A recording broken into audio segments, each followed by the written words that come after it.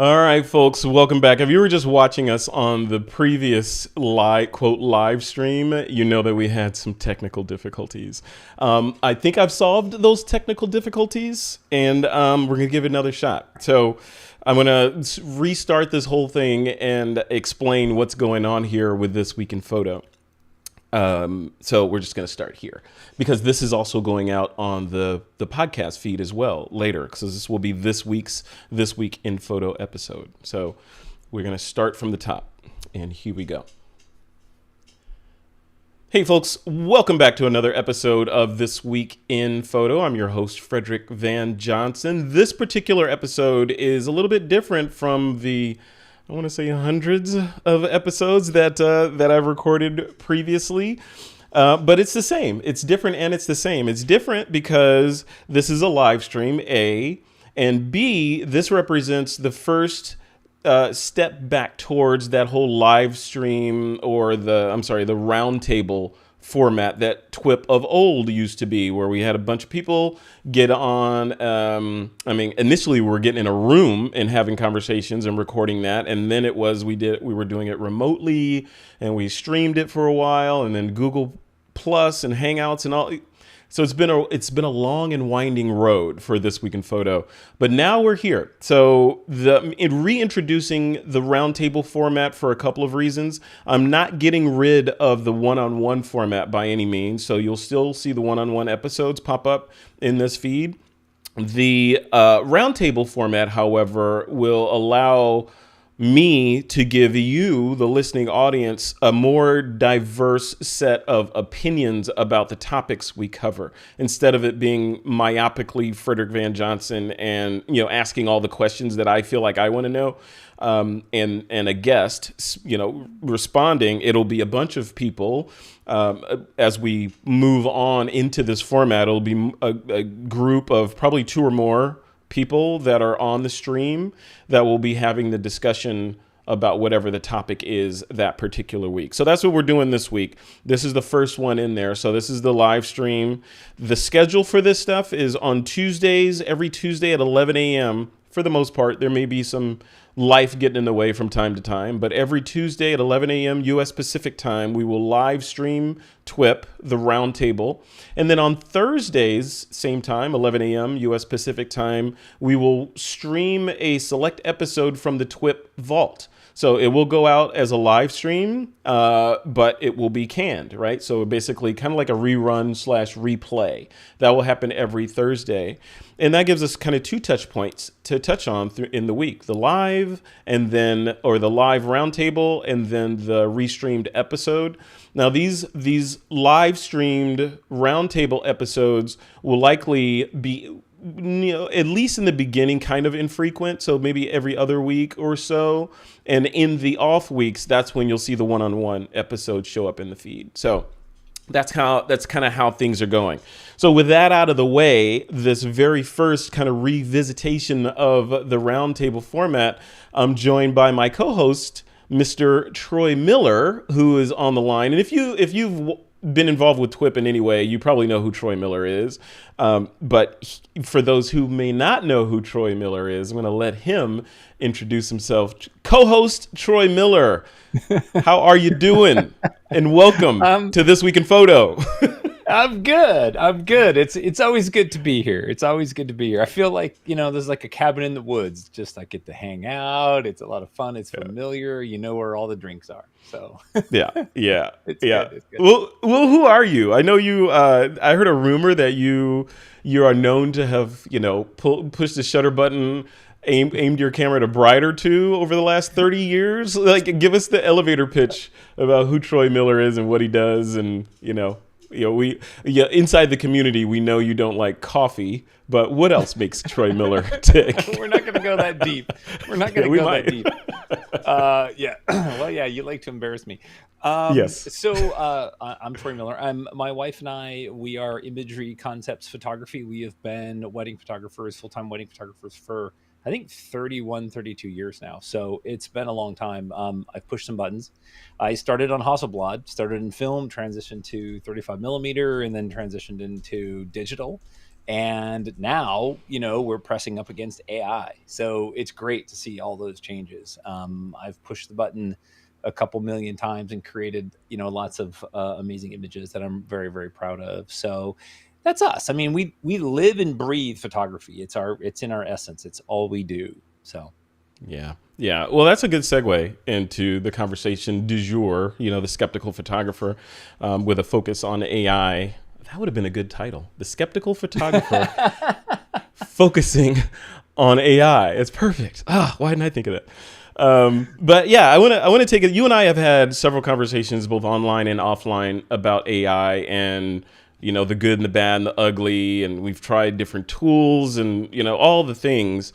And I think we probably have the same optimistic view of this space in what's happening. I'm speaking specifically about generative AI, like tools like Adobe Firefly, Midjourney, Leonardo.ai, DALL-E, those ilk of programs where you just type in some words and bada boom, bada bing, you have an image that presumably has never been seen. So what are your top line thoughts before we dive into the conversation about that ilk of artificial intelligence, generative AI?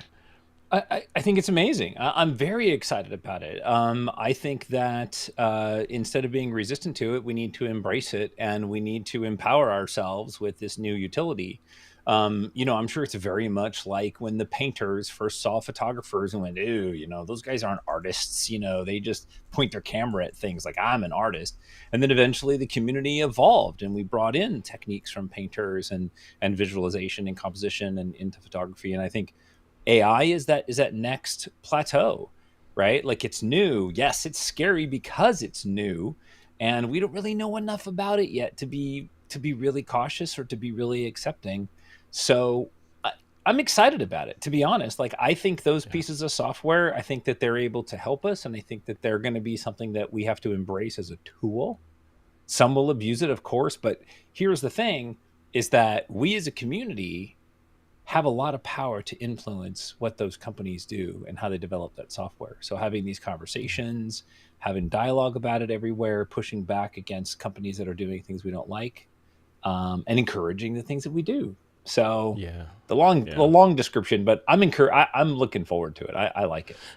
I am too. I am too, very much so, and for a lot of reasons. And one of the, I just generally tend to be an optimistic person when it comes to technology, and just the idea for me is just the idea that the long minefield laden rocky road of learning Photoshop back in the day. Remember, I told you before, I came into Photoshop in version 2.0.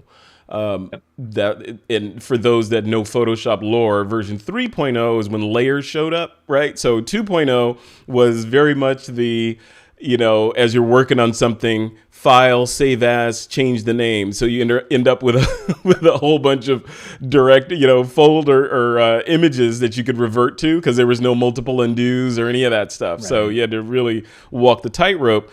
And then now, and I thought that was magical back then, because it was state of the art. And then you fast forward to now, and I'm curious what you think about this, because I know you're a Photoshop guy as well. So I feel like the path of learning, or the path between getting from, oh man, it'd be a great image if I made something that looked like this, and this, to actually creating it and having it be done and good has basically been reduced down. Because now it used to be in the way of getting that thing out of your head and onto the screen to share with other people. It used to be, oh, okay, I need to learn this tool. I need to learn this technique. I got to do, masking and selections and layers and transparency and Bezier and on and on and on in order to get to where you could actually make a saleable or convincing image.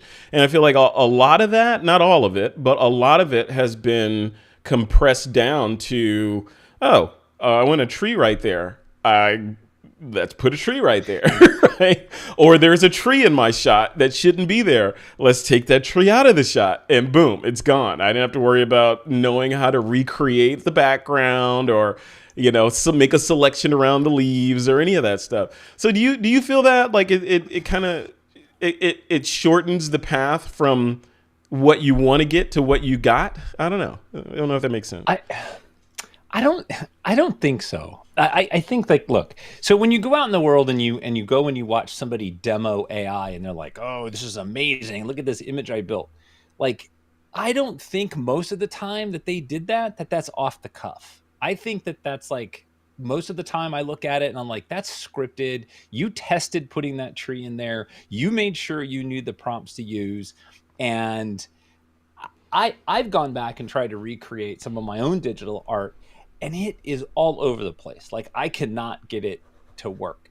What I think it does do is I think it shortens the effort, right? It's like, do I want to dig a hole with a spoon, or do I dig a hole with a shovel, or do I want to dig a hole with a backhoe? It's going to change how much time I spend doing that thing. But here's the thing, it's that you still need to know how to be a photographer, and you still need to understand imagery, and you still need to understand lighting and composition, so that when you replace that tree, or when you drop in clouds, or when you remove something, that it doesn't look like garbage behind it.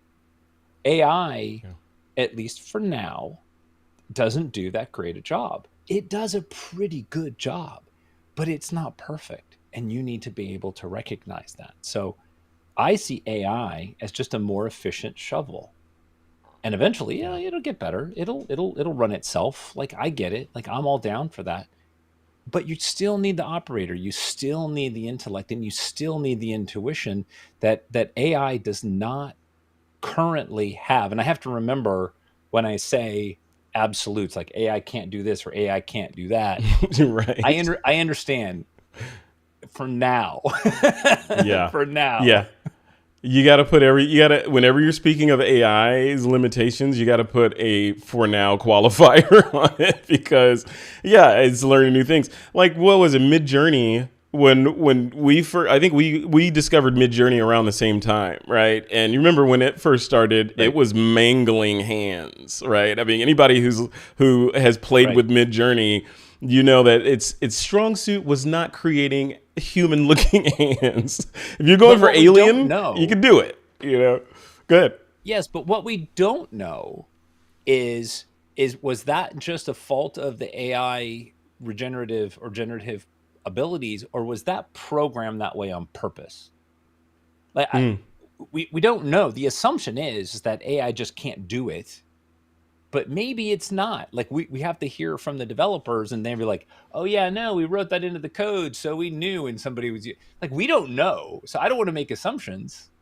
Yeah. Or maybe they're really smart and they just built in these, it could do everything perfectly from the start. So it's like, oh no, we gotta make people think that it's not great yet, right? So let's let it screw up the hands for a couple months, and then we'll fix it, Whereas if they just came out of the gate with photorealism, perfection, it would have been, you got nothing to grow into, and no press. Broke everybody's brain, like seriously broke everybody. If it would have been as good as like Gen 5, Gen 1 or beta, everybody would have been like, that's it. I'm just going to light all my stuff on fire. That's right. That's right. Away. And a lot of people are saying that. I mean, I've had, part of this conversation is the whole skepticism, and that shows up in a lot of different ways. But over the, I want to say last 6 months or so, a lot of people that I know, a couple of them that we know mutually, have told me offline that they're done. In photography, a lot of it is attributed to AI, and I don't know. I don't know all the details behind these individual circumstances, but part of it is that a lot of the work that they were getting is no longer coming in, because if somebody wants a picture of A, they can just type it in and get a bunch of pictures of A. Now, they don't need to hire a, quote, proper photographer to take a picture of A. So, let's talk about that for a little bit. The whole idea, or the whole controversy around, they're taking our jobs, right? Right? Which now, we got somebody else to be afraid of, right? So now it's, let's be afraid of AI now, because now AI is coming for you. Is it the truth? Much like the other thing, right? Is it the truth that AI is going to come in and swoop up all the creative jobs, copywriters, photographers, illustrators, compositing artists, etc.? Should they all hang up, or should they do something else? What are your thoughts? Well, I think the old saying is, a rising tide lifts all boats, right? But it lifts the boats that have enough rope to allow them to lift, right? And Yeah. maybe that's a weird analogy, but in my brain it works. So if you're so tied and committed to your technique and you're so absolutely unwavering to change, yeah, you're going to drown. Absolutely. Yeah. But if you're willing to take a step back and realize, like, either my industry is shifting and I don't like it, but I have to shift with it and then, figure it out. Or maybe your industry is going to go away, and that's not a bad thing, because that's what happens. That's the way that we evolve. That's the way that we grow technology. That's the way that things move forward. I mean, look at the automobile right now. Everybody's into EVs and Teslas and all that stuff. But at one point, there was the horse and carriage, and they thought that the automobile was going to be like the end of civilization, Mm-hmm. but it wasn't. Yeah. So I look at AI and I look at those jobs and I look at those positions and I feel bad for those people, because it's always tough when somebody moves your cheese or when your cheese is moved. But in reality, that's progress. And that's Yeah. what we need to adapt. And I'm certain that if, you, graphic designer who are being challenged by AI, if you don't adapt and change, the 20 something that just graduated design school, they're gonna do it right behind you. Yeah. They're gonna Absolutely. take your Yeah. spot, like, and I don't think this is any different, but I've always believed that I'm out of a job in 3 to 5 years if I don't evolve. Right. It's not just because of AI, but that's just being in business. Somebody Yeah. always wants your spot. Yeah, and it's growth too, right? I mean, for me at least, I am always. It's either a character flaw or a benefit, right?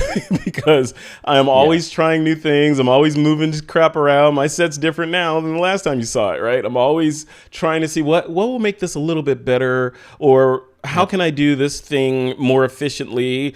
Or like when you were visiting there, I'm like, how can I get more stuff off my desk? What can I get rid of? Yeah. To make it more focused on the stuff that I want to get doing. I don't know. It's just like that's the way I work. And I look at this AI stuff. I'm like, oh, I can take stuff off my desk. I can do, it opens up new ideas. But with those new ideas, like Uncle Ben said, with great power comes great responsibility, right? With this stuff. And with any new Right. technology, there's going to be, not only the proponents and the detractors from it, but there's also going to be the evildoers and the up and up people, Sure. right? People will always find a way to, to do bad things with good things. So Yep. let's talk about that a little bit, right? The controversy around AI. So one of them is the copyright issue with I think it was a court or a ruling, or I forget where. I think it came down from the U.S. Copyright Office. Oh, I remember the story. So, and I'll post a link to this in the show notes. This artist, a woman, I forget her name. It'll be in the show notes, obviously, or in the article. But she created an entire, I believe it was a comic book or an illustrated book, and was selling it on Amazon, completely AI generated. At least the imagery was completely AI generated. And she submitted it to the copyright office to get a copyright, hey, this is my stuff. I want to copyright it. They denied her the copyright because they said it was created by AI and, a bunch of other reasons that you'll read. But the bottom line of it is she was denied the copyright for that piece of work that she created for reasons.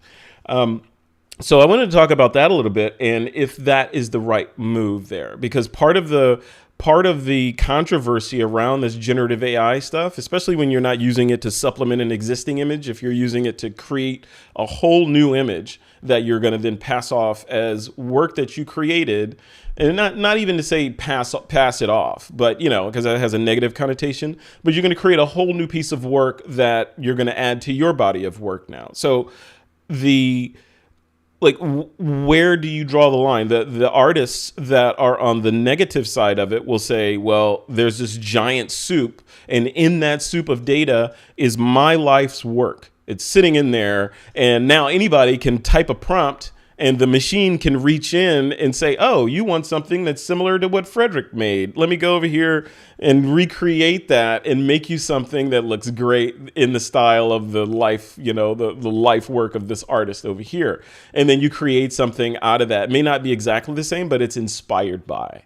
So what about that, Troy? Like, what do you say to those people that are like, we say to those people that are like, yeah, I mean, and I'll lead it. This is not an interview, right? So I'll tell you what I think. I think it's a tough one. I'm going to get hate mail for this, but I think it's very much, I think we're talking about speed.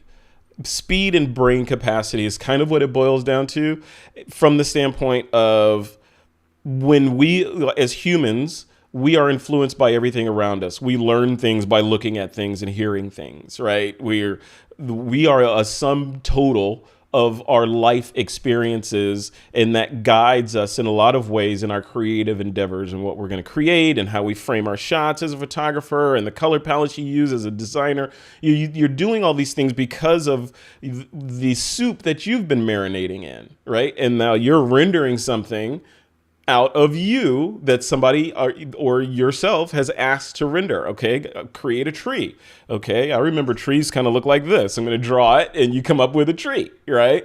That's exactly, or not exactly, but that's similar to what AI and machine learning is doing. It's looking, but it's doing on a bigger scale. So, like in the case of Adobe Firefly, they trained it with the entire set of Adobe stock imagery that was licensed and appropriate to allow them to do that, and also images that had fallen into public domain.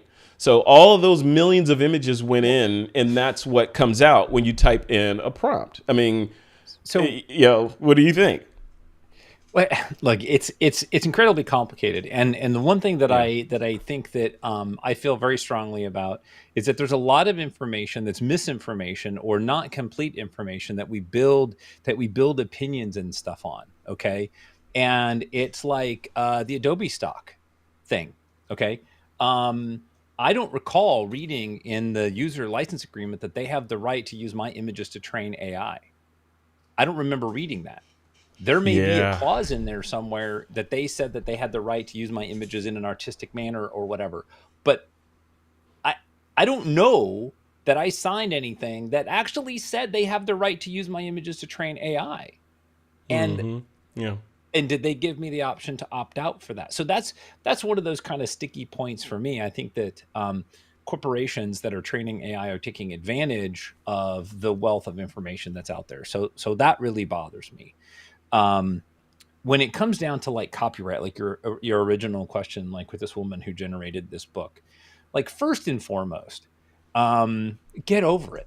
Like, look, we know that the current landscape is, and the current ruling is, you can't copyright that stuff. I mean, I don't think you should be able to, because you didn't create it, the AI created it. But that's a deeper discussion where we need to sort of fine tune the semantics, and we need to come up with new dialogue, and we need to come up with new terms to explain things, right? Like, you're not a photographer if you generated the image. It's not a photograph if you generated it with AI.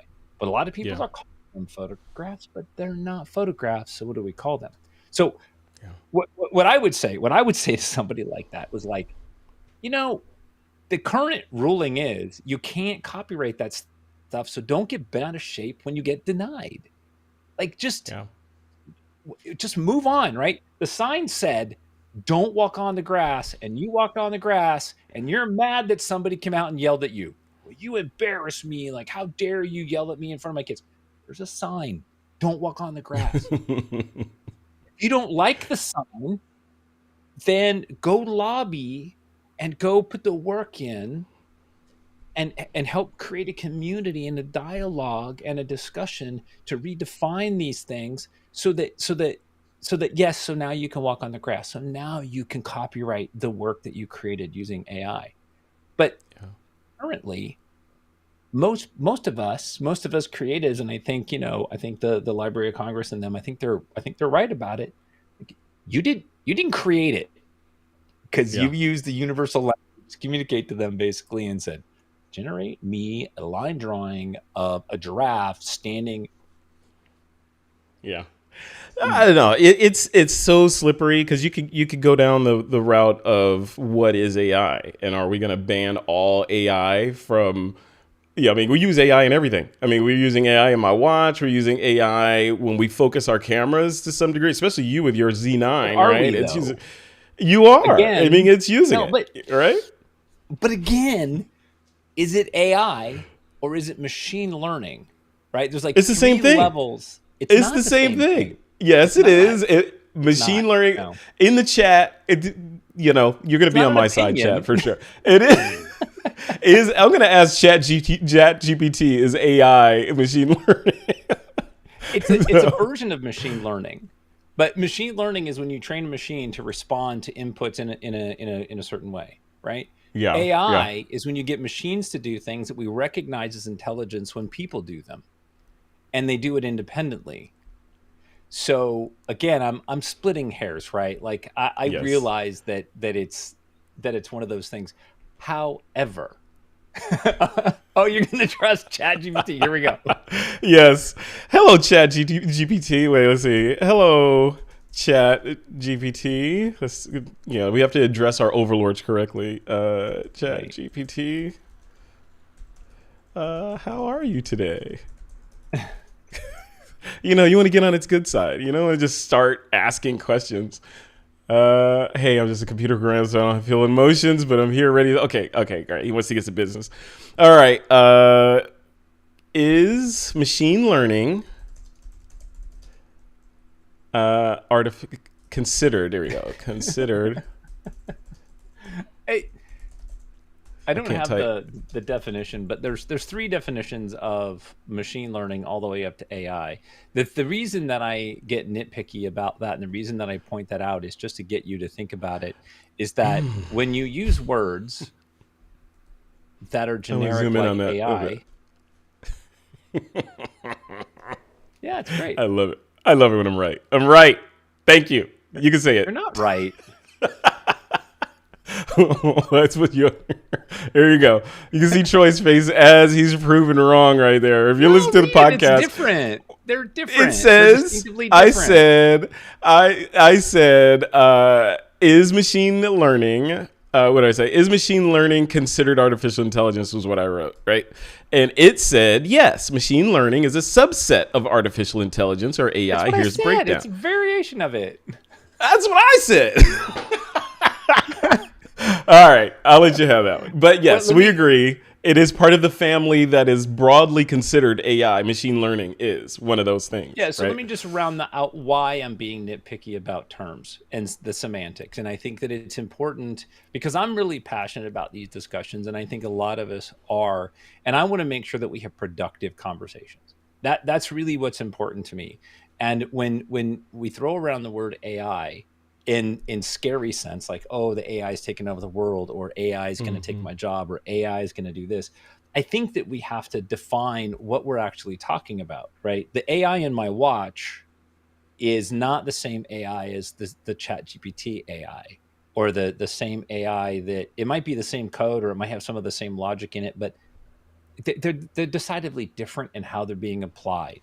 So I don't want to be afraid of the AI in my watch, but I want to be cognizant of the AI that's in Photoshop and how that affects my job and how it affects my ability to create. Does that make sense? I mean, it's a It little does. generic to call It's everything AI. That's all I'm saying. yeah. I think when we think broadly speaking, especially to the uninitiated or the non-nerdy people, when we're talking about AI, it's artificial intelligence. So, it's C3PO, it's a robot, it's Terminator. It's one of those things that is nearly sentient, but can do a lot of stuff that we can't do, Right, and it's right, right. essentially a servant right now. I think the fear I think people are fearing, like for example. On speaking of machine learning, so Teslas and their full self-driving feature within Teslas, the current one, that before the one that supposedly is going to be released by the end of the year, but the current one is built on machine learning, right? It's literally machine learning and code. So they'll write code that tells it, okay, this is what you do at a stop sign, or this is what you do at a roundabout, or if traffic is doing this, or somebody that opens the door on a side street, do this. So they literally have to like code in all of those situations along with the machine learning that all the cameras on the cars are pulling in to let it make hopefully correct instant decisions, life-saving decisions in some cases. But the next version that they're planning on moving to, apparently, is a full AI version of the car, or of the brain in the car, that will essentially react just like a person that knows how to drive really well. And it's going to make those decisions, so they won't have to teach it all the things about how the world works when you're in a car. It will know those things and more, and be able to react hopefully quicker than we can. So then my question goes, as I heard that, I'm like, okay, that's great. So we're going to basically have, a super smart droid of a car that we're driving around. What if they just go ahead and go to the next level and give it a voice, right? So, because we could do realistic voices now, right? And these large language models like ChatGPT can form fully coherent paragraphs and sentences that make sense. How come I can't just have a conversation with my car, right? Why do I have to do all this stuff? How come I can't just get in and say, yeah, I'm a little hungry. What do you think we should eat today? Like, oh, Frederick, oh, you're hungry. You haven't had Jersey Mike's in a while. You want to go there? Sure, let's go. Yeah, and then have it drive me. Terrifying, right? Like, now, Frederick, according to your bathroom samples this morning, you've had enough sodium, so therefore, like, your blood alcohol level is 14 times the legal limit. You're still intoxicated. You are not allowed. Yeah, but, you know that's going.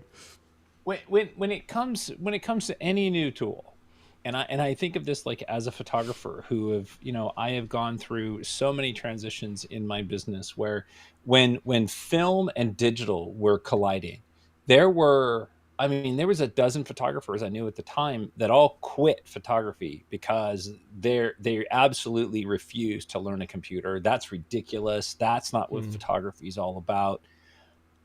And there were a bunch of us photographers standing in the wings like, great, you guys leave, because we're all excited about this stuff. And then as digital progressed and got better, everybody was naysaying, like, look, even Kodak didn't think it was going to work. Like, they thought that it was going to be garbage and it would never be as good as film. And then it transitioned right into what we see today. And then now with AI, I just see it as another tool. That's how I see it. So let's figure out how to use it. Let's help each other learn how to use it so we can stay in business as photographers and make ourselves valuable to an industry. But let's also stop being so afraid of it, and let's stand back and let's analyze it and let's talk about it like we're doing, and let's demystify it and put it to work for us. Right? That's the key, I think. Put it to work for us, right? Like dynamite and gasoline and the oxen and the mule, right? Like, don't be afraid of them. Let's figure out how to harness that power. That's right. This is just like nuclear energy. Nuclear energy is the same way, right? So don't be afraid of it. Yeah. This is the argument. Don't be afraid of it. Let's harness the power, because it has the potential to do incredible things for good, but also incredible things for bad, right? If it's misused, of course. So that's just like what we're talking about. Do you think there's anything to the whole argument that AI is going to kill all of us? AI is the harbinger of doom. And where does that come from? I hear that all the time, but it's always very high level. It's like, oh, we're having our Oppenheimer moment, destroyer of worlds, and all this stuff is happening. Yeah. Maybe on a per job level, I could see that. Yeah, your world is doing something that an AI can now do, like copywriting or something like that. I would be worried, depending on the copywriter, because it's never going to replace amazing copywriters, I don't think. Right. But well, never say never, right? There's today.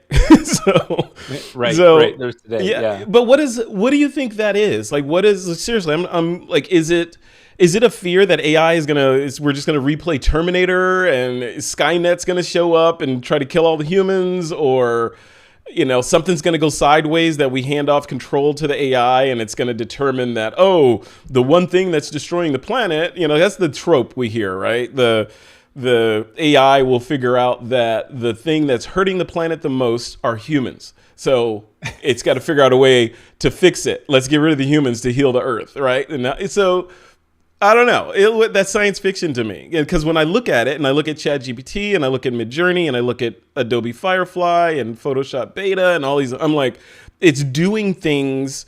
It's doing what I tell it to do. It's not going off and doing things on its own yet, but it does in some cases. But for the most part, it seems benign. It seems like ChatGPT, for example, feels like I have 24-hour access to the smartest person on the planet. And I can ask them anything. They'll do my homework for me. They'll write emails. Like, even for this, we were talking before we started this stream, right? Yeah. I generated the title using AI for the most part, most of it, I think. The description for this video, the keywords that are in this video were created using AI. And the world didn't end. I don't know. And I got it done quicker. I would have still been working on that description had I had to do it myself. I don't know. What do you think? So where does this destroyer of worlds thing come from? And does it hold any water? So I'm gonna read you a couple things, and then I'll tell you what these are. So I did some research over time. I didn't do deep dive research, but I did some research. And so this particular thing back in the day, some people believed that it was a magical force and that it could be used to cure illness and perform other miracles. Some people believed that it was a living thing and it could move and it could grow. That was electricity. The bomb, right? Like, they didn't know, they thought it would set the atmosphere on fire. The Hadron Collider, like, they thought it would create a black hole or release lethal cosmic rays. I mean, maybe it's doing some of that. Tobacco. When tobacco was first really big and introduced, like, it was a cure-all. It was considered to be a great medical cure-all. They thought that the smoke would drive away illnesses and like the Black Plague and things like that. And the point that I'm making is that only time and only effort and only history is going to be able to tell us where this thing goes. I think right now it's a knee-jerk reaction. Everybody's afraid, and because of social media and a clickbait culture, it makes sense to write scary titles, and it makes sense to tell people that AI is gonna, take over the world, and it makes sense because you get clicks. Yeah, I'm not afraid. I'm not afraid. It doesn't bother me. Like, I don't think that's true. It's just like any new technology that comes along. Like, oh, you can't have a phone without buttons. Nobody's gonna use that. Yeah. Like. Yeah. Go back and do some research on any pivotal time in history and look up newspaper headlines around that time. Around when Henry Ford came out with the Model T. Look up the headlines. Like, this is the death of humanity, right? Like, the automobiles, they travel so fast. Like, oh, you can't go over 60 miles an hour, your heart will stop. Nobody tested any of that stuff, by the way. It just was great headlines. That's right. Yeah. So, continue. I'm not ignorant to the fact that AI is a powerful force and that we don't know where it's going to go. And I'm glad that people are afraid of it. I'm glad that there's conversations around it. And I'm glad that, we're being cautious and standing back. And, is it a harmless squirrel, or is it a porcupine, or is it like a deadly new version of something we've never seen, right? Like, we're not sure. So let's be cautious, but let's not overreact. Yeah. Right? Yeah. So that's where I'm at, right? Like, I'm cool. Like, okay. So let me, I'm good at playing devil's advocate, right? I'm going to play devil's advocate. Wedding photography in Southern California, which is where you play, right? And you pretty much own a lot of the market down there. So what happens, and this is plausible, this could happen right now, this could happen today. It may be happening for all we know, but someone decides, you know what, I'm tired of being a dentist, I want to be a wedding photographer. And they jump on Midjourney. And they jump on Midjourney or whatever, one of those tools, and they create a whole wedding photography portfolio. out of whole cloth, out of nothing. Poof. Sure. They got a beautiful portfolio, a bunch of different styles, multiple portfolios with different kinds of couples wearing different things and different kinds of ceremonies. They create it all. Sitting in front of the TV watching Netflix, right? They get the whole thing done. They go to a site like Framer. I don't know if you've heard of Framer yet, but you probably will. You're just telling somebody how to do it. They didn't know how to do it. Now, hey, if I can think of it, they've thought of it, right? So then this one goes to Framer, and they say it's AI. He's got an AI engine in there. And he says, okay, build me a world-class wedding photography website, complete with copy and all that. So it generates that thing. You throw your images in there. You wire up a PayPal or a Stripe account to take money, you put a price list on there, and they start taking your customers.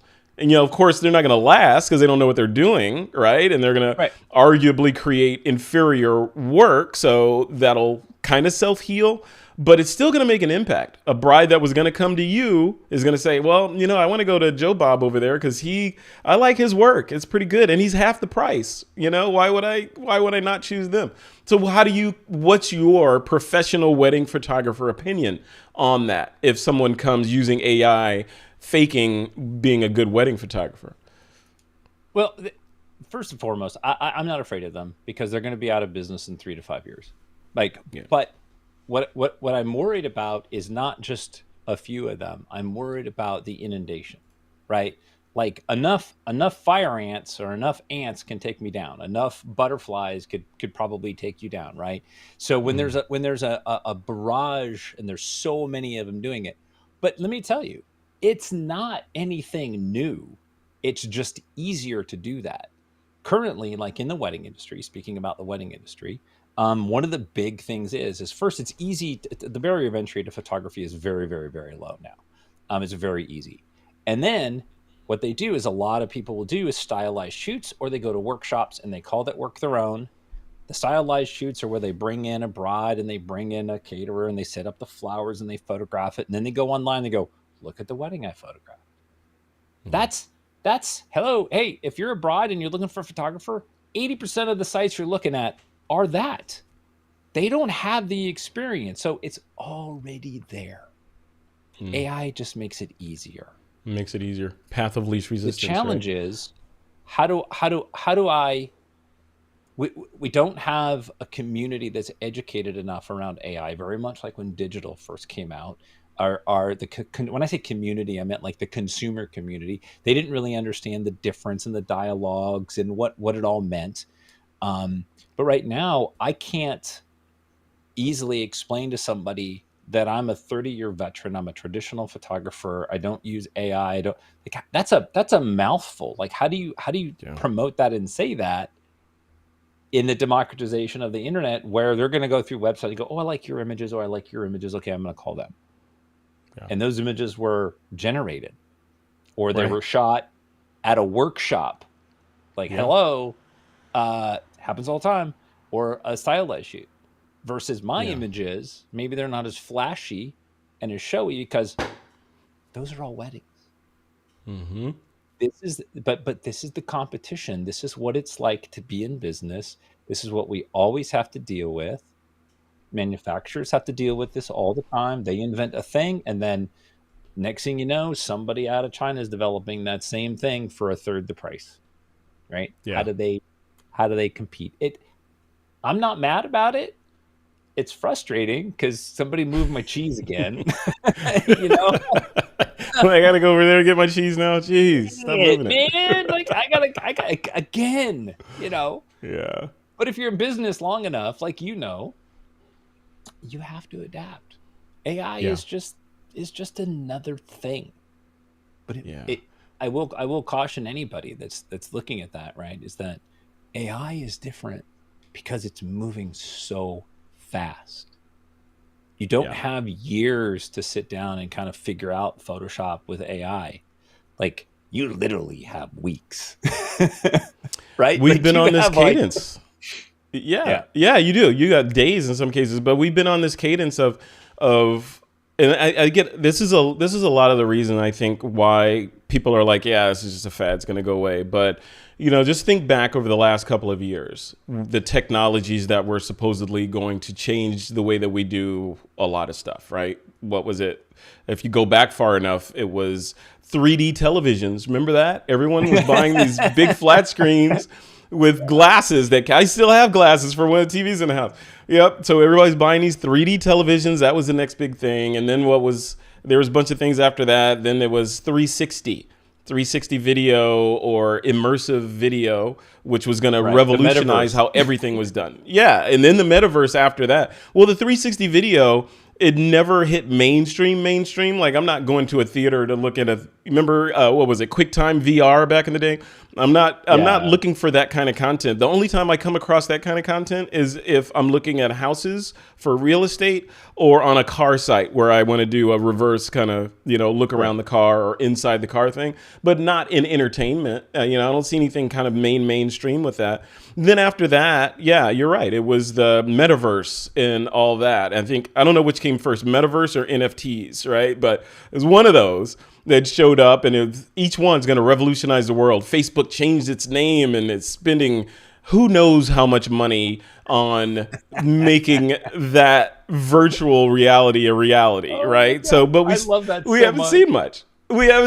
Just like all this money flushed down the toilet. And then what was after that? So after VR or after the metaverse came, what was it? What was after metaverse? I think where we are now. Right. So it's this stuff, right? The AI acronym is the latest thing. So, we know what AI, and I guess a bunch of people that are watching this, either live or pre-record or from the recording, they understand this stuff. But I think from the rest of the world, the other, 80 to 90% of the world that I read that doesn't even know what ChatGPT is or Midjourney or any of that stuff. Right. When they see these things pop up in the news, those people are just thinking, "Oh, okay, yeah, here's another one." It's those tech people just doing something else. What's next? What's gonna be 2024 CES that I'm gonna have to pay attention to or whatever? So, from that standpoint, is the I don't know, just internalizing how the changes are coming, like you're saying, they're coming a mile a minute with this stuff, and you're staying on top of it and not sidelining yourself because you think this technology is just another one of those acronyms that they need you to pay attention to. I feel like all those other acronyms that came before where we are with AI are making people like, I don't care. Yeah, whatever. AI, yeah, whatever. Show me something real when it happens or whatever. Do you feel like that? Because I feel we're in our echo chamber right now. Like you and I, we'll geek out for hours talking about this stuff or some other tech stuff, but the mainstream of the planet has no idea, what's going on. Right. Oh no. Yeah. Yeah. I think it's like that. I think that, there's always the subculture for everything, right? I mean, just look at like Apple computers. Steve Jobs and Wozniak used to go to this local little computer club, up in Cupertino, wherever it was. And that's what built Apple, right? Because they like to build circuit boards and they like to build their own computers, right? But to everybody else looking at them, they're like, they probably thought that was ridiculous. So many things, right? Henry Ford, I've already mentioned Henry Ford. You look at like Elon Musk and the idea that he's going to build a space program, like a normal human citizen can't do that. Then he does. It's always changing. There's always new stuff on the horizon, whether it's NFTs or the metaverse. We love to talk about it. Our micro cultures are really kind of where that stuff takes root and fosters. I think AI is one of those kind of things that, unlike NFTs and unlike the metaverse, AI actually works. And it actually right now, even at its earliest stages, that the worst it's ever going to be, when I go into Photoshop and, I select a trash can, which is very applicable to me. I select a trash can in the background and I hit remove. It's brilliant. Yeah. It's brilliant. I mean, Aaron Nace, I love you, man. I love your videos, but I don't need to learn that stuff anymore. I've got AI, Well, not all of it. Yeah, not all of it. No. Yeah. There's a lot left to learn, or there's a lot left to learn, we'll say. Right. Well, I think one of the differences is about all of those other subcultures that we've seen come and go and not really amount to anything. AI is one of those kind of things that we can see right now in the earliest days when we have access to it, that it's applicable and it works. And if it Yeah. never evolves past where it is today, it's still incredibly powerful and it's still incredibly useful to us. Learning how to Yeah. use it, putting it to work for you, learning it better than the next guy is how we're going to succeed in business, Yeah. right? Yep. Like for you, Yep. writing the description and the title for the podcast. Well, if your job is to write titles and descriptions for podcasts, maybe you work for a company that has many of them. Now you can write 12 of them in a day instead of 3. And they'll be So now good. you go to your boss and you say, "Hey, could I host my own podcast?" Like, I don't know. Like you have to think beyond yourself where you are. It's a Yeah. tool. There's so much money being poured into AI as well. I mean, in Silicon Valley, it's famous for what, Sand Hill Road here, where all the venture capitalists, or a lot of them hang out or live, or not live, but where the businesses are. And if you read any article, just Google venture capital and artificial intelligence startups, and you'll see a list of companies that just grows every day. Everything from, I mean, almost anything you can imagine that can be kind of automated or made better with artificial intelligence or machine learning or deep learning or whatever. They're building these things now, and I feel like in a lot of ways we are at kind of a, I don't know, like a Cambrian explosion of all these different kinds of tech or tools and possibilities, and are just kind of big banging, exploding, right? And we're like right here. So what I tell people that ask me about AI or photography specifically in AI is like, well, okay, what if you were at the ground floor when somebody was just saying, hey, you know what? I think there might be something to this whole idea of having a computer in the palm of your hand that's always connected to the internet. I think there might be something there, and I'm going to bet on it, right? So we're kind of in that field. We're in that area right now where these startups and different companies are shooting their shot, right? They're trying to do all these different things. Many will fail. A couple will succeed and change the way that we do business. I think at the end of the day, the worst thing that you can do, as I've been parroting over and over again, the worst thing you can do is stick your head in the sand, right? And say, yeah, this is another 360. This is another NFT thing. This is another meta, whatever.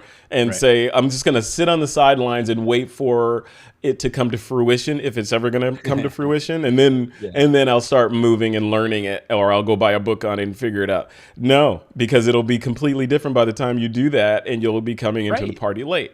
So, yeah. And I think that trying to predict where this is going to go. So it's like a lot of things. There's only a few people probably in the world, and futurists and technologists that understand this so well.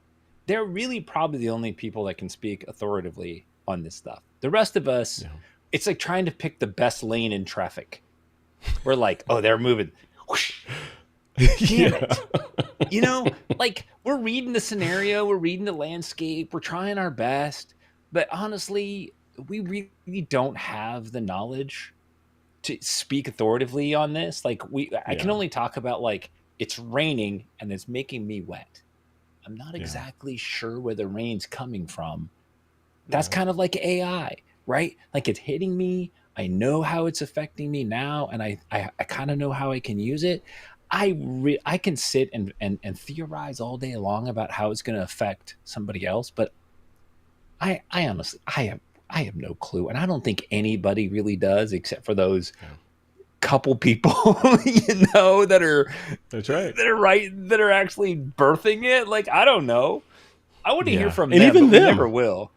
Even them, right? Have you sat in on any of those Chat GPT or Mid-Journey Discord sessions that they have? And sometimes they're like, yeah, we don't know how it learned how to do that, but now it knows how to do that, right? Right. So, But for the most part, they're incredibly vague. Right? I yeah, mean, like, yeah, do we even have the dialogue to understand if they were to talk at the highest level of how they're building this AI? Would most of us no, even understand that? Like, no, dude, look, I'm a humble photographer. Like, I don't understand that stuff. I mean, yeah, there's smarter people just in the chat right here than me, and they have probably better theories and ideas than I do about how this stuff works, and they probably understand it better. yeah, I as a photographer and a creative, and just as a human being living with it in my world, right? I'm concerned about it, but I'm also concerned about my business and driving my business and how I can use this new tool. Very much like how I can use a digital camera, right? Like my mm-hmm. Z9 is right here. It's always right here. Like how can I put this technology to use? I mean, I can fanboy over it. I can love it, but how do I master this better than Yeah, the next guy so that I can make a living, right. Where do you right? draw the line, though? Ultimately. Where do you draw the line at? Or here's a more pointed question: as a working wedding photographer, have you used AI in any work that you sold that then went to a client, a customer, a bride, or whatever? Have you? And if not, why not? And if you have, what was it, and how did that manifest? Well, by your definition of AI, Oh, you mean by me? You mean the world? Okay, yeah, yeah, okay. I've been using machine learning for years. I've been doing intelligent sky swaps with Photoshop. I've been doing Yeah. content aware fill, which is a derivative of an AI, right? And I use it even more today than I ever have. And so, yes, absolutely, I'm using it. If I do anything major, I will ask the bride first, like, "Hey, are you cool with me changing the sky? Like, would you like to see the before and after?" Like, I'm not trying to fool anybody, um, but absolutely, I'll extend curtains, or I'll remove a trash can, or take something like a hand sticking out of somebody's head. Like, how do I take Hmm. that out? Like, you know, Yeah. yes, Yeah. Yeah. absolutely, yeah.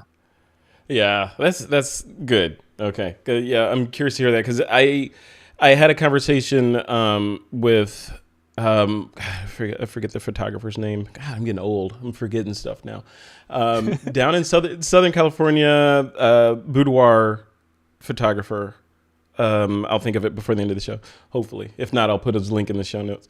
But I was asking him specifically about his thoughts, a very similar question to the one I asked you. And would he consider using AI in a boudoir type environment? Because it seems purpose built for that, right? It seems like, hey, somebody's wearing this, this negligee or whatever and doing this particular pose. You could change the room, you could change what she's wearing, you could change the color of what she's wearing, just change the whole Right. environment using AI. It seems like, okay, if you're building something that you want to then present to a client to satisfy them and wow them, it seems like path of least resistance to kind of throw a little generative AI in there. His response surprised me, though. He didn't think that it was a good thing, and once he explained it, it made perfect sense. But he was like, he's not after 100% perfection in his shots. He is after empowerment. So he said his part of what he's doing is empowering women through photography to see themselves as they hadn't seen themselves before, likely. So that's what he wanted. That's his goal, not to like make some whiz bang. Oh, it has a Van Gogh on the wall now, or now the Right. chair is a chaise lounge instead of this. It's more about the person. And he said, I forget what he said verbatim, but he says there's no way he would hand off that responsibility to a bot to handle that. It's got to be him working on every single pixel there. So yeah, it's interesting how different photographers approach it, right? And it goes back to just what your own personal worldview is around this stuff, and what your Yeah. personal dogma is when it comes to how you want your clients to perceive your work and what you're doing. Just like you said, in the end, it's a tool, right? This is Yeah, all just a new tool. It's like that Model T. It is like the whatever, right? And it's a tool that people are going to hate on in the beginning and then realize or not understand how they live life without it after it, right? After they kind of marinate in it for a while. Yeah, so like, to speak to the boudoir photographer, like, good for him for knowing his market, but that may not be somebody else's market. So I always want to cautious, like, this is the way he does it, this is the way I do it, but you can do it completely different. Like, I think that there is a market for you to build around, like, boudoir, for example. There are some women that they want to be objectified and they want to be made super beautiful wherever they are now. They want to look 10 years younger, and they want to be in that environment, and they want you to do all that kind of stuff. You could build a business around that, lean into that. That might be a new business that you couldn't do without AI. That's right. Absolutely do that. Also, there's the difference between what people tell you what they want and then you giving them what they need. And so, there's certain ethical values in there that you as a photographer may or may not want to cross, and that's totally fine. AI can play a huge part in that. I know that, like, for me, that I have certain brides that as I photograph them, I realize that they're very self-conscious, maybe about their chin line or maybe about their waist, or something like that. So when I photograph them, if I photograph them in a way that is less than ideally flattering, I could have changed the pose, but maybe I couldn't at that moment. I might go in and I might tuck a fold in on the dress, or I might lift the chin just a tiny bit to make them proud of themselves because they look great, but that pose didn't do them justice, right? Yeah. So everybody has their level that they feel good about. AI is just, I think, just going to add a little bit more range to that and how you use it. So I encourage people to use it. Don't just stick with one methodology, right? Like, and if you do, right, and I don't know who this guy is, I don't know him personally, but I'm just going to speak to him and say, like, you may find that your demographic is going to start asking for that. And then the challenge comes down the line, like, do you go the way of the film photographer and say, well, I'm not going to touch a computer? Or do you find a way to kind of bring it in and kind of do, like, that's her own morality, right? That's her own business. And I fully support anybody's decision to do that. But we're all challenged by it. We're all challenged by that. Yeah. And we're all learning and growing and figuring this stuff out as we go. The photographer, I looked him up on my site, This Week in Photo. This is Michael Sasser. Oh, Michael Sasser, we did a whole thing on AI and boudoir, from pixels to empowerment. So that was, and by the way, I think this title was AI powered too. But yeah, give this one, folks, if you're interested in what he has to say. He's a brilliant photographer, brilliant marketer. And he's just a good guy all around. So yeah, definitely check out this particular interview. I'll link to it in the show notes for this episode, but definitely check out his site. I think it's Sasser Stills. Let me see down here. Yeah, sasserstills.com is the site. Yeah, great so check stuff. That out. And I'm a huge fan of the whole empowerment thing. Like, I think that it's really, really important to have, diversity in our ability to create images. It's not always about fantasy. Right. And that there's so much fantasy stuff happening, and AI makes fantasy so much easier. That I love the fact that there's this other side where, we have somebody who is just looking at, like, empowering women to look like themselves, but look good, like, that's great. Like, that's super great. Like, let's not lose sight of, the positive abilities to do that. But, if he looks at an image and he looks down at the grass and there's a beer can laying there, it's probably going to use some AI to take that beer can out. Yeah, you're going to nuke that right? can. That can's out of here. Yeah, absolutely. As he absolutely. should. Right. Yeah. It's just such a broad topic. We're close to the end here. One of the things I wanted to throw at you and have a discussion about is deniability. So deniability in AI. So, and I'll set the stage for it. So if someone creates a piece of work Let's just do, for the sake of this example, someone created something completely new. It wasn't something that they then extracted an element out of to put in something else, or you were changing a photograph with generative AI or whatever. This is an original piece of artwork that they then take and submit to a photo contest or something like that. And then the part of the response, this is a fictional situation, right? Part of the response that person gets back is, yeah, it's great, but this part of it right here, you probably should have made this, the highlight is too strong or whatever. And then the retort back from that photographer might be, well, I didn't put it there, the AI put it there, right? If it's positive, you might say, yeah, I made the whole thing. It's all me. But if there's something wrong with it, you have plausible deniability now because you are not 100% responsible for this piece of work that's out there. How do you feel about that? I mean, is that like how should people? I guess a better way to phrase it is, where do we need to get to as content creators, specifically photographers, so that there's transparency in our use of AI? A or B? Does anyone need to know how your sausage is made? And it's your business. I don't know. What do you think? Geez, God, you asked like 4 really complicated questions in one statement. So I'm trying to. That's what I do. In order. I know. Okay, so a little backstory. So back when Photoshop was getting really, really powerful, we'll talk within the last 10 years, and when compositing. And you could do, layer masks, and you could do, light and dark, like all your different layer styles and things. We started to see a lot of nature photographers coming out with images that had multiple lightning strikes in them. And up until that point, like, it was really, really, really rare that you would see a multiple lightning strike in a landscape shot. And so, me and a couple of my friends, like, we were very curious, and we would ask the photographer, like, "Hey, this is really great. Is this in camera? Is this a composite?" And they would lose their mind. How dare you ask them that? And I thought, that's kind of ridiculous, because you either actually did create it and you shared it with the world and you called it a photograph, so you should be proud of it. Or you built it and you shared it with the world, and you should be proud of it because it's if it's a digital composition, right? Like, you should be proud of it. I think AI is the same thing. If you share it with the world and you call it yours, then own it.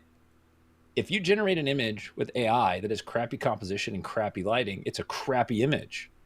It's just I mean, it makes crappy images. Like, don't be you created a crappy image, right? Yeah. Not my fault. I didn't create it. Like, oh, now we're going there. The one you create, you're gonna call that your own and want to copyright it. But this one you're gonna say is garbage. I didn't do that. Yeah. When I do it, the force is strong in this one. When the AI does it, the force is mysterious and moves in mysterious ways. So I win either way. So Tim Ingle in the chat made a really good point. He says, if you're putting it out with your name, you're responsible.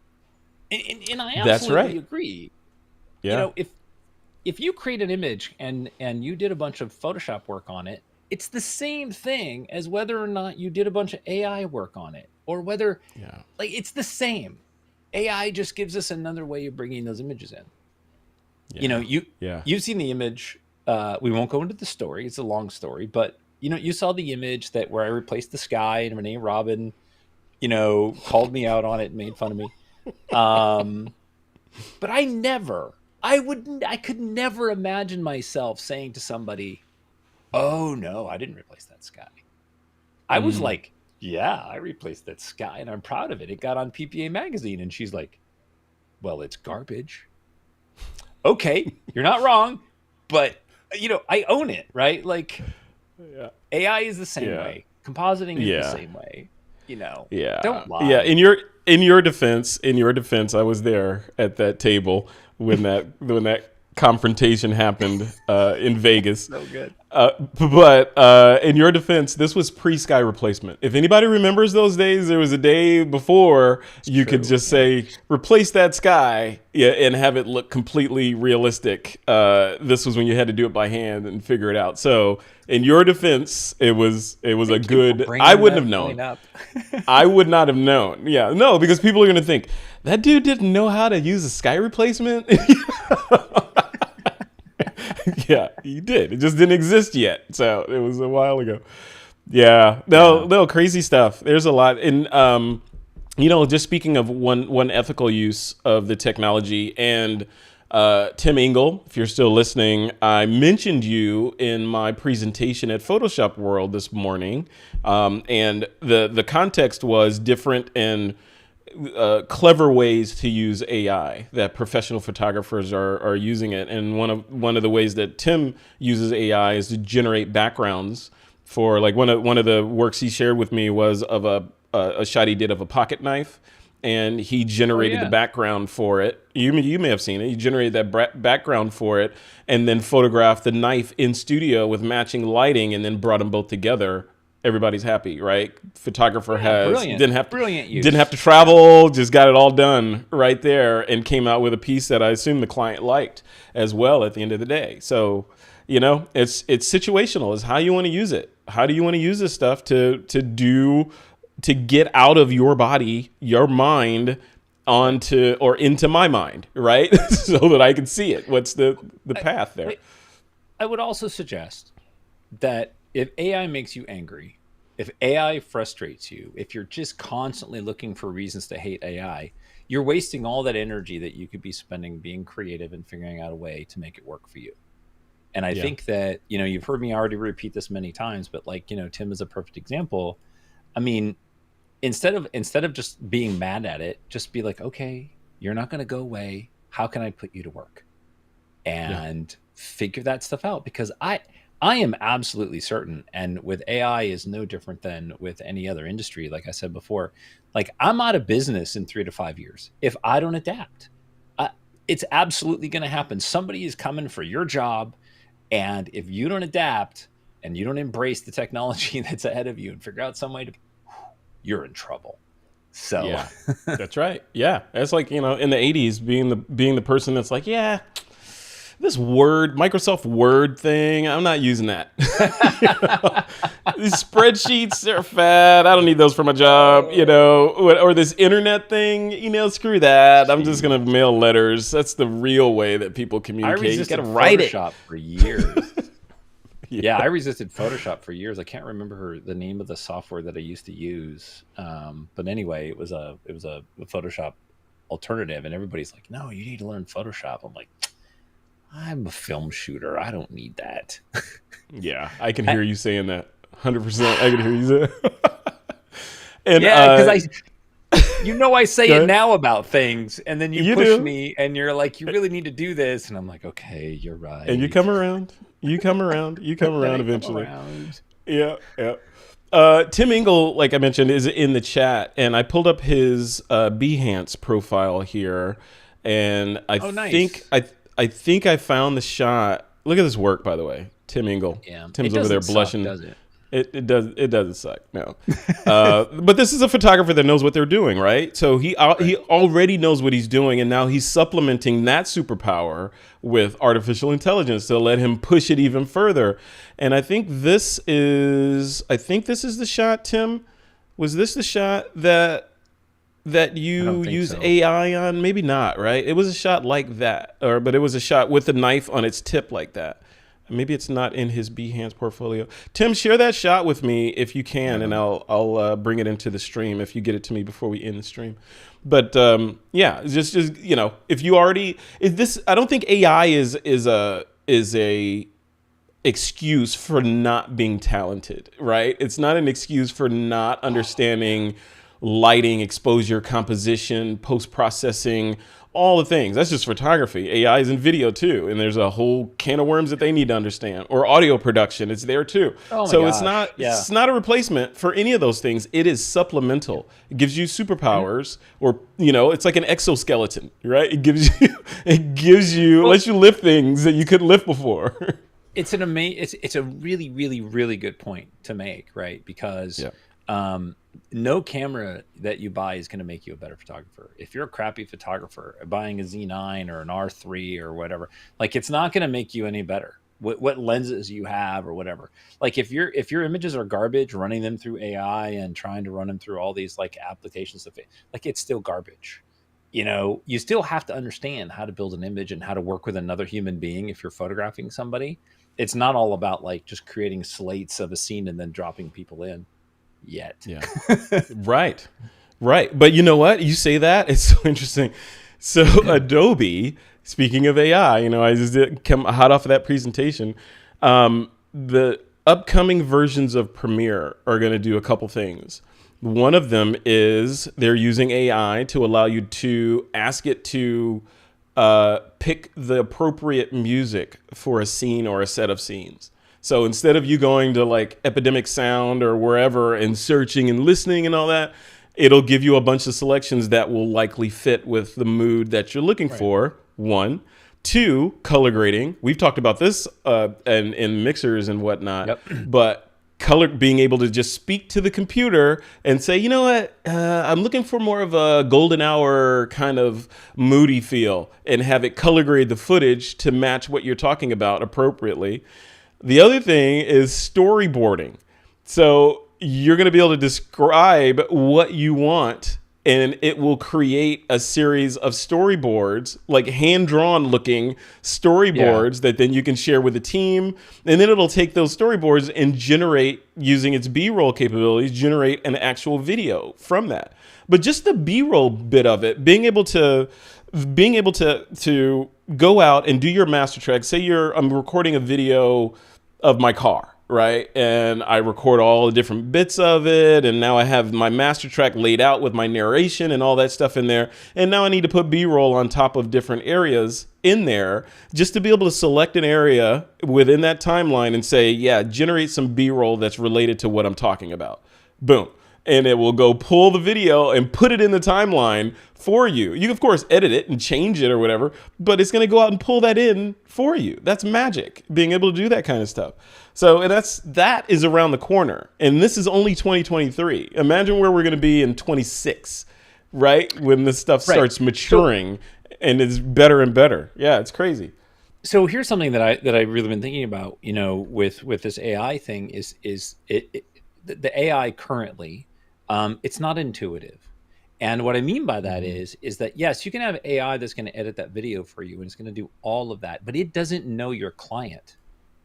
And your client may have a proclivity to jazz or classic guitar or whatever, or you may know, like when I'm photographing people, like I watch them and they have certain behaviors, right? Human behaviors that I look at and I'm like, that's a tick. They're not going to want to see that. This aspect of their personality is probably better. And I think like right now, I don't know that AI is going to be able to do that for a long time, because I think you have to have that human intuition, which is unquantifiable. It's kind of like I was driving home today, and I was driving in the Tesla, and I'm wondering like how full self-driving would work, and I'm watching this guy way behind me in this little red car, and I keep seeing him pop in and out of lanes and stuff, and right away I'm like watching this guy.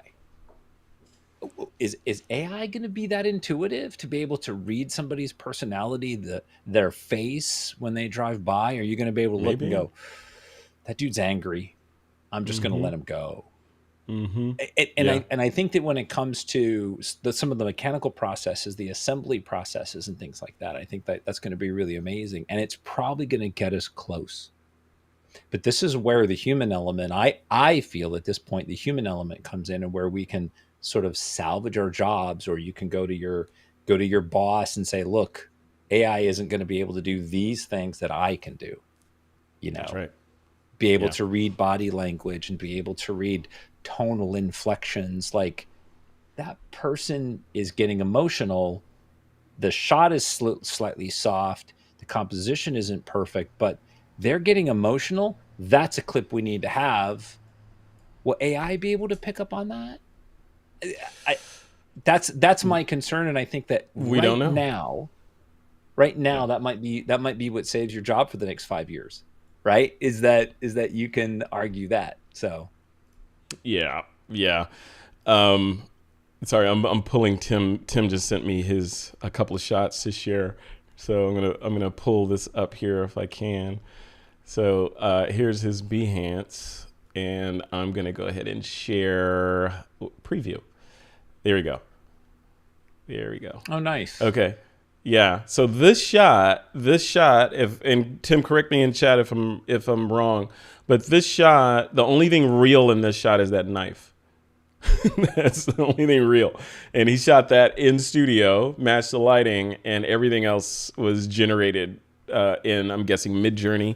Tim is very good in Midjourney. So this is a Midjourney image with a practical element added in, which is great, right? So if you're laying in the bed and you're like, oh, how am I going to shoot this knife? Oh, if only there's nothing great around me. If only I had a wooded area with some trees laying on the ground, I could do something. But now you have it, right? So you can make it happen. So what's the other one? Let me bring up another one here too. And here's something that we need to keep in mind, okay? That it takes a pro photographer to be able to light the subject matter to match the AI generated background. That's not easy to do. That's really difficult to do. Right. Yep. So, this whole idea that AI is coming for me and it's just going to take my work and I can't do anything, like, no, not everywhere, not in every scenario. So, yeah. Well, look at this one. Same deal. Yeah. Same deal. That's crazy. That is crazy. I hope that like sparks the imagination of folks as to, what you can do and ways to use it beyond just creating fantastical worlds or creatures, or, seeing how photorealistically you can make a portrait using something like this. This reminds me of, what is it? Plastic surgery, right? And I use this analogy a lot. It's like plastic surgery. If someone's looking at those knife images, like Tim's knife images, and they say, oh, wow, that's a really good use of artificial intelligence and generative AI. You did a really good job on this. You failed. You've 100% failed. But in this case, no one's going to say that. People are going to look at these shots and they're going to be like, oh, wow, that is a great shot of a knife. How did you get it to stand on the edge like that? That's ridiculous. Yeah. That's really cool. Which is what you want. Yeah. And then you win. You win when that happens. So. Oh yeah. And then you move on. I mean, look, we've said this so many times. I mean, it's about utilizing the technology. I remember back in the film days that I don't remember what they called it, but if you had these strobes and you wanted different color strobes to fire in the scene, they had this giant wheel that they would spin, and it would trigger the strobe at the right time that the color filter was in front of the strobe. So one strobe would be this color and this strobe would be like, it was really, really, really complicated. And because it was like, I can't remember why we had that, but it was like for multiple shots, like higher frame rates and stuff. And now everybody can just do it with speed lights, That's right. And you can fire it with your phone. Like, just more modern and tech. No one is resisting that. Yeah. Back in the day, you remember this remember Kodak ectographic film carousels from back in the day, God, right? Those were horrible. Yes. So no, those were horrible. But I remember I was new in the Air Force at the time, so I was just like helping. But the real photojournalists were putting on these multi-deck slide presentations with 4 or 5 up stacked, with 4 or 5 columns of just ectographic slide projectors full of shots. And they were all triggered by the soundtrack, which had an inaudible control track associated with it. So when you play this song and it's connected to all these decks, the right deck would know when to trigger and advance. And then within that, they had certain masks. So if they were going to do a build where it's like half the screen and then 3 images show up, in sequence, there were triggers to do that. And you had to have one slide that was this one and another one that was masked off where that one's showing. And it was very complex. And then now we have Keynote and Canva and PowerPoint. Canva, I was going to say. Canva. Yeah. It's not somebody out of a job. Like nobody's dropping slides in and be like, oh shit, is it upside down or is it not upside down? Exactly. I'm gonna lose my job if it's upside down and backwards again. Oh man, you have nightmares. Oh, I think I put those slides in backwards. Oh no, yeah. So yeah, it was good stuff. When it comes to AI, I think one of the things that's the most difficult is learning how to use it, right? Like we talked about, we've given some examples. We looked at some of Tim's stuff. We talk about like replacing older technology with newer technology. But I think the hard part is like right now there's so many things. Like how will I use it? How can I put that to use? Even watching you put together the description using ChatGPT, I never would have thought of doing it that way. Like I didn't think to write they wrote the paragraph and then you said, oh, rewrite the paragraph with Troy Miller as co-host.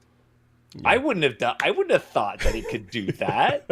So part of it is just learning, and the faster you learn, you're ahead of the next guy. But I thought that was amazing. I'm like, oh, and you and I have been doing this stuff for a long time, sharing ideas and playing with ChatGPT and AI and Notion and Canva and all these things, like all the things. I didn't think there's so much that way. And I pick up stuff every time I look at somebody doing something too. It's just there's so much to it.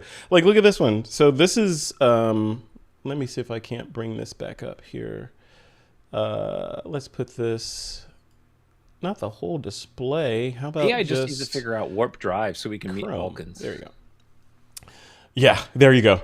Yeah, we'll need to figure out a lot of stuff. So this is Firefly. This is Adobe Firefly, and this is up because I did the presentation on it earlier. But if folks have not played with this yet and have not seen it, I wanna just do a quick demo and whet your appetite as to what this software can do. If I can find my camera, here we go.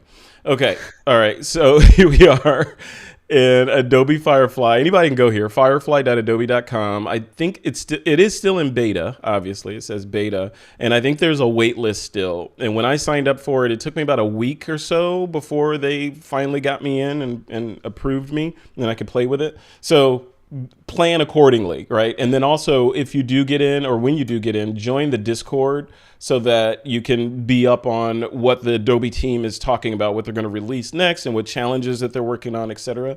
But once you get in, you could just go to this page. Unlike Midjourney, they chose to make Discord its front end. So within Discord, you go in, you type /imagine, and your prompt with a bunch of parameters after the prompt to guide it on how you want it to render your image.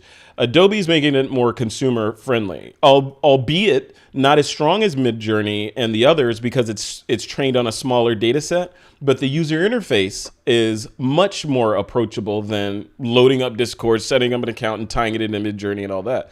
But you come in here and just real quick, you go in and you say, okay, like one of these, they're giving us suggested prompts to play around with. A variety of cactus in a desert, in a sunset desert, right? Or I wonder if I could do something controversial. Let's see, because I like to be controversial, Troy. All right, here we go. Yes, you do. Here we go. Mud-covered humans attempting to escape Burning Man. As soon as you did mud covered, I'm like, oh, we're going to Burning Man. After torrential flood, rainfall. Okay. Did I get that right? Mud-covered humans attempting to escape Burning Man after a torrential rainfall. I have no idea what it's going to do. It may fail horribly, but it may get it. So I don't know. So you click generate, And what it's going to do is bring us into this, and it's going to generate, much like Midjourney, will give you, there we go, look at that. It gives you 4 options to choose from, and then you can go from there. But the cool thing about Firefly versus what Midjourney is doing right now is this stuff over here. So on the right side, I could say, you know what, this is great, but really this is going to be a still in a 16:9 presentation or a movie or something. So give it to me in 16:9, and also I want it to be photographic. So click that. Well, actually, it's going to switch. So it's going to do photographic and render it. Then I can add another version to it. So, okay, so it rendered that. And now I want, yeah, I think that's all I want. I want it 16:9 and photographic. So now I can go in and say, oh, yeah, okay, so my story is about people trying to leave and they're mud covered. Here we go. By the way, none of these humans exist. This is all fake. Mud. They're in mud suits, I think, right? So, you know, these folks are walking in mud somewhere, these folks. So this would fit a story, a news story on the Exodus from Burning Man, right? Yeah. So here we go. Boom. It kind of fits in. So then from here, you could then take this, just real quick, just as an example, I could say, yeah, I like, let's find one of these images. So this image. I like this image, but this person down here is a little weird, and what's going on there? Okay, otherwise it's a good image. So I can go in and click edit at the top and go into generative fill right here. So now we're in generative fill. Now I can do all kinds of Photoshop stuff. So I'm going to click remove on the left side, and my mask is down here. So I'm going to just mask out this kid right here. I'm assuming that's a kid. So mask him out, not being careful, nothing. Just take him out of there. Boom. So what it's going to have to do is recreate this line here. It's going to have to recreate the water and the dirt, and I'll make it match. So click generate and sit back and watch and see what this guy does at the end of the day. Takes a couple seconds, and we're doing this live, so it may put an alien there for all I know. But there it goes. It's gone. So took him out of there. I didn't have to recreate that coastline or whatever line that is. I didn't have to recreate the water and try to match it with no artifacts. None of that. And it gives me 3 options of that particular effect that it did for me to choose from. I think the first one was great, so I'm just going to say keep. And then I could go on and on. I could add stuff in here, take things out, take all these cars out, add more fire here, put Godzilla coming over the mountain if I want, a Zeppelin in the sky there, a moon, you know, whatever we want. So, you know, that kind of stuff I think is, and that's all in the web, right? That's not in Photoshop. That's not in a proper tool running on an M2 processor. It's running in a web browser tab speaking to their servers in the sky. So, yeah, right. All of this stuff it's just nuts on what we can do. Oh, somebody in the chat, Skyview Photography is asking me to zoom in on hands here. Yeah, it is not happy with hands, and I don't believe I can zoom in this version, to be honest with you. Midjourney, so. Midjourney has been rendering amazing hands. There have been some amazing renders recently that are pretty good. Look at those claws. Where did these people come from? Look at those hands. Where they're from the nethers. Look at that. So yeah. So this app it's still having problems with hands. And you're saying Midjourney is good there? It's got it solved? Midjourney is much better. Yeah, Midjourney is much better. Yeah, it does a good job. And again, we're all in early days for all of these, right? So it's a marathon race, and Adobe is behind today, and who knows what's going to happen next week? It's crazy, or next year, or the year after that. Yeah. So, and I think you said it early on. Like, this is the worst that it's going to be, right? Yeah. This is the worst today. Yeah. It's only going to get better, and if the worst thing it does is render weird hands, like, I can work with that. Yeah. If I wanted to do stuff like Tim's stuff didn't need hands to work, you know? Nope, it doesn't. Yeah. So the bottom line is, if you haven't signed up for this beta or Midjourney to play around with that, or Leonardo.ai, any of those, sign up for them. Yeah, Bing. Yeah, sign up for them and play with it so you can start understanding what the capabilities are and the limitations are. And the whole title of this episode was about skepticism, the skeptical photographer, when it as applied to artificial intelligence taking your job or whatever. I think that's bunk, right? I think if anything, artificial intelligence personally, I think artificial intelligence is going to only enhance what you're doing, possibly make you better at what you're doing in some ways, give you more capability, like Tim, for example, with that knife on the log there. Right, being able to do shots like that, he could have done that shot easily. Right, he could have gone out and found that log. He could take a drive out to Muir Woods or something, and take his knife and lighting equipment and assistance and set everything up and captured the shot. He didn't have to do that though. Arguably making him more money at the end of the day because he didn't have to spend the money and the production costs to get all that done. He could sit at his computer with his cup of coffee and generate a bunch of backgrounds, pick one and go to town with it. So yeah, fun stuff. Troy, we're going to end this right now. I want to give you the last word. Before I do that, folks that showed up for this live, thank you for coming. I purposely did not promote this live stream live because we had missteps in the beginning anyway because we had technical issues, but I want to make sure that we got everything sort of flowing and everything before we set it on a normal cadence of every Wednesday doing these. But now that it is on a cadence, every Wednesday, show up for this for the live stream of the podcast. Like and subscribe to this video if you can, because I'm trying to grow the TWiP YouTube channel. And just play. Just get out there and play. Troy, final words from Troy Miller about artificial intelligence. I always think, what can I say that's super profound that people are going to carry with them forever? Walk slow and read. Be a good human, and just go play. Go play with this stuff. Just go play. Yeah, learn it and play with it.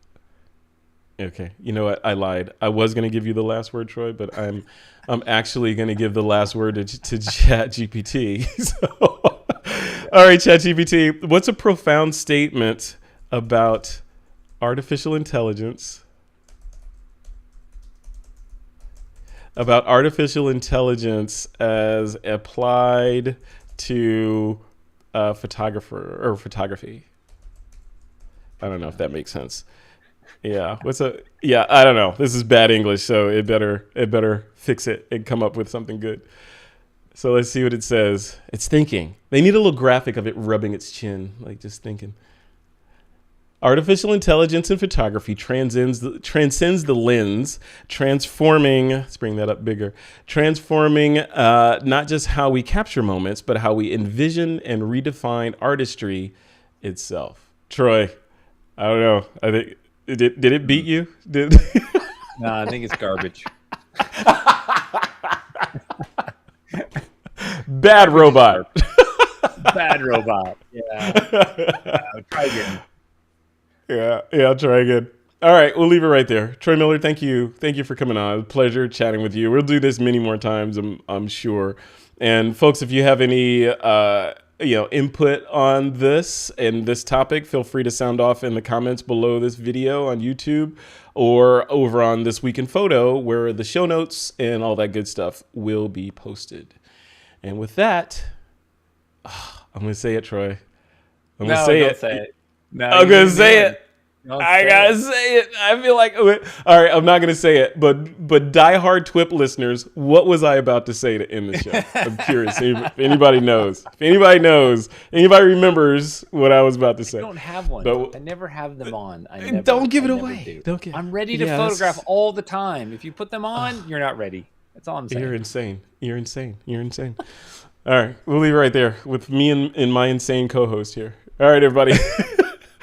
Have a good rest of your week and enjoy creating AI stuff. And share it with me if you on the socials. I'm at Frederick Van. I'd be interested in connected with you online and showing and looking at what kind of works you come up with these AI engines. So we'll leave it right there. Thanks, everybody. Thank you, Troy. All right. Thanks, everybody in the chat. We will see you next time. Bye, everyone. All right.